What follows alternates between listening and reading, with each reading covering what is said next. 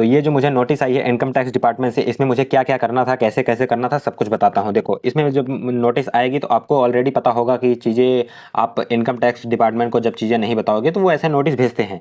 Basically जब ये notice आई थी तो मुझे भी नहीं पता था कि क्या करना है, कैसे करना है। फिर मैंने इसको चैट जीपीटी में दिखा दिया, और इसमें ज़्यादातर चीज़ें इंग्लिश में लिखी हुई हैं, मतलब मैक्सिमम सारी चीज़ें। तो मुझे नहीं समझ में आया था क्या करना है, तो मैंने चैट जीपीटी से ट्रांसलेट करके समझा, तो बेसिकली मुझे थोड़ा सा समझ में आ गया था कि हाँ, आईटीआर से रिलेटेड चीज़ें हैं।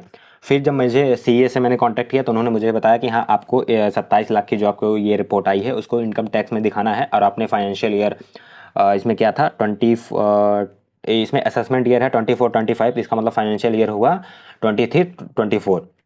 तो उस साल का मुझे आईटीआर भरना था। तो आईटीआर तो आपको पता ही है कैसे भरना है, और आप बेसिकली अगर आप लोग को नहीं पता तो आप सीए से पूछ सकते हैं, क्योंकि सीए एक्सपर्ट होते हैं इन चीज़ों में। आईटीआर उन लोग को अच्छे से भरना आता है। एंड अगर आप खुद से भरेंगे तो थर्ड पार्टी ऐप का यूज़ करके भर सकते हैं, बट अगर आईटीआर अगर आप ऑफिशियली वेबसाइट से करेंगे तो बहुत कॉम्प्लिकेटेड होता है। तो इसमें आपको ओवरऑल, अगर आपको जब भी कभी ऐसे इनकम टैक्स से नोटिस आती है तो उसमें बेसिकली वो लोग आईटीआर से ही रिलेटेड चीज़ें पूछते हैं। अगर आपने या तो फिर गलत आईटीआर भरा होगा या फिर आईटीआर नहीं भरा होगा, तभी ऐसी चीज़ें आती हैं। खासकर मेरे कंडीशन यही था, मैंने आईटीआर नहीं भरा था। तो इसका सोल्यूशन यही हुआ कि मैंने आईटीआर भर दिया, साथ में जो टैक्स लगे या फिर जो भी पेनल्टी लगी सारी चीज़ें दे दी। वहाँ से मेरा ये सारी चीज़ें क्लियर हो गई थी।